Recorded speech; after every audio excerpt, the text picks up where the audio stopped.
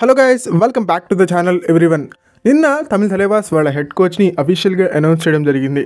Pro kabaddi season 11లో తమిళ Thalaivas head కోచ్గా వ్యవహరించబోతున్నారు ధర్మరాజ్ చర్లాధన్ గారు.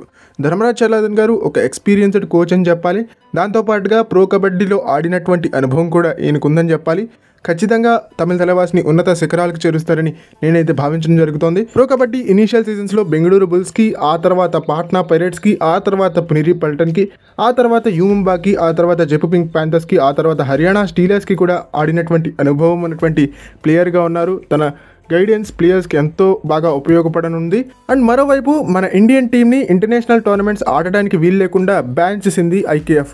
దీనికి ప్రధానమైనటువంటి కారణం ఏంటి అంటే కనుక డిసెంబర్లో జరిగినటువంటి ఎన్నికల్లో కొత్త ప్రెసిడెంట్ అండ్ కొత్త వైస్ ప్రెసిడెంట్ ఏకేఎఫ్ఐకి ఎవరైతే ఎన్నుకోబడ్డారో వాళ్ళు ఛార్జ్ తీసుకోలేదంట. ఇంకా పాత ప్రెసిడెంట్ ఇంకా పాత వైస్ ప్రెసిడెంటే ఈ బాధ్యతలను నిర్వర్తిస్తున్నట్టుగా ఐకేఎఫ్ పేర్కొంది.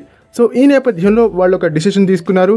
రాబోయేటువంటి రోజుల్లో ఇంటర్నేషనల్ టోర్నమెంట్స్ నుంచి ఇండియన్ టీంని దూరంగా ఉంచాలని చెప్పేసి వాళ్ళు నిర్ణయం తీసుకోవడం జరిగింది.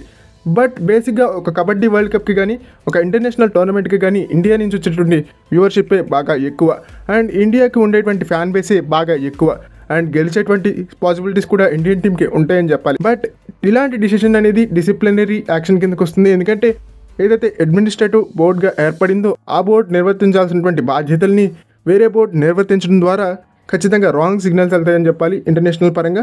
ఓకే, ఇది ఫ్రెండ్స్ ఈ వీడియో కనుక మీకు నచ్చినట్టయితే లైక్ చేయండి, షేర్ చేయండి, మన ఛానల్ని సబ్స్క్రైబ్ చేసుకుని పక్కనే ఉన్న బెల్ ఐకాన్ ప్రెస్ చేసి ఆల్ ఆప్షన్లో సెట్ చేసేసుకోండి. అండ్ ఇలాంటి మరిన్ని వీడియోస్ కోసం ఛానల్ని డైలీ ఫాలోవడానికి ట్రై చేయండి.